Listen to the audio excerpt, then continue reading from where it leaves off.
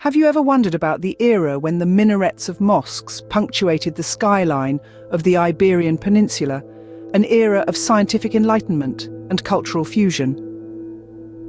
This historical period, known as Muslim Spain or Al-Andalus, is a fascinating chapter in the annals of history, extending from the Islamic conquest in the early 8th century to the fall of Granada in the late 15th century. The story begins in the year 711.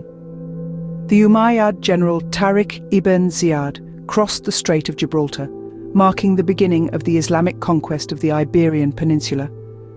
The Visigothic king Roderic was defeated at the Battle of Guadalete, and thus the Islamic rule in Spain was established. At the helm of this new region was the Umayyad Caliphate, initially governed from Damascus.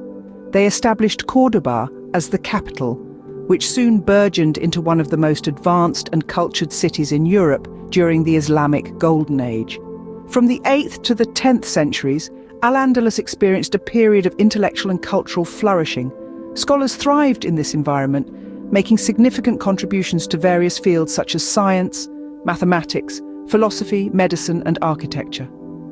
This was the era when the light of knowledge shone brightly over Al-Andalus. Unique to Al-Andalus was the coexistence of cultures and religions.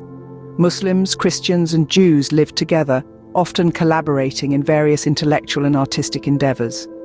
This peaceful cohabitation, or convivencia, as it's often called, was a distinctive feature of Al-Andalus. In the 10th century, the Umayyad Caliphate of Cordoba reached its zenith.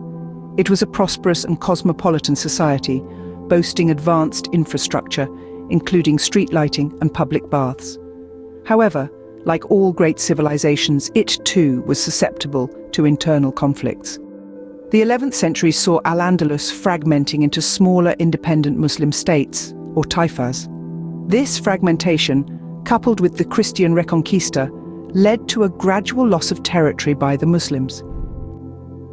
The final act of this historical saga was the fall of Granada in the year 1492. The Catholic monarchs, Ferdinand II of Aragon and Isabella I of Castile, completed the Reconquista by capturing Granada, marking the end of Muslim rule in Spain. The reverberations of Muslim Spain, however, continue to echo through history.